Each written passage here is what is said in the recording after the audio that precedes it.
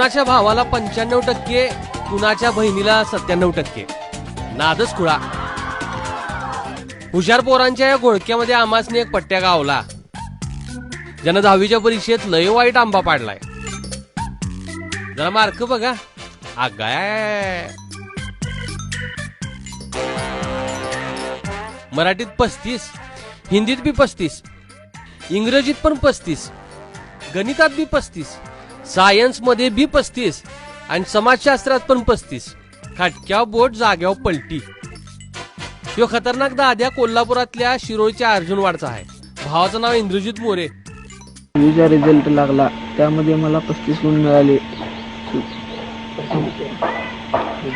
सुदैवाने मी पास झालो. त्यामध्ये कबड्डी खेळामुळे माझे अभ्यासाकडे दुर्लक्ष झाले. त्या झालेल्या गुणात मी समाधानी आहे. यापुढे मी प्रयत्न करेन की जास्त मार्क मिळवण्याचा प्रयत्न करेन. जिंकलंच भावा. आता भावानं करेक्ट 35% मार्क मिळवलेत म्हटल्यावर चर्चा तर होणारच की राव. दोस्तांनी भावाचं नाद्याबाद पोस्टरच लावलंय चौकात. मग काय शायनिंगच की. व्हॉट्सअपवर तर भावाच्या फोटोचा पाऊसच आहे. वांडच काम पडल्या एवढ्यात आम्हाला समाधान आहे. जे काय नापास होण्यापेक्षा आम्ही पास झाले ह्यात एवढ्यात समाधान वाटते आम्हाला. 10वीला तुम्ही सांगत होता का नाही त्याला अभ्यास कर वगैरे? अभ्यास कर म्हणून मस्त सांगत होतो, पण तो खेळाच्या नजरेनं तेवढंच मी पास व्हायपुरतं करतो असं आम्हाला म्हणायचं. भावानं लईच वाईट काम केलं. निकालाच्या आधी घरात वातावरण टाईट होतं. नापास झालो तर 100% कानाखाली जाळ, पण निकाल लागला आणि सगळी गप गार.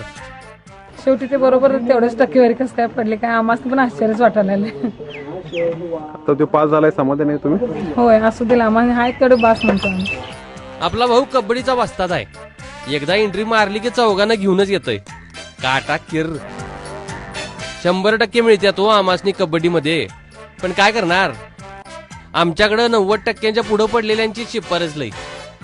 पण काय बी म्हणा, सगळ्या विषयात सेम टू सेम मार्क काढायचं काम चेष्टा नाही. म्हणूनच आम्ही म्हणतोय भावा, तुला पर्याय नाही. रणजित माझगावकर, ABP माझा, कोल्हापूर.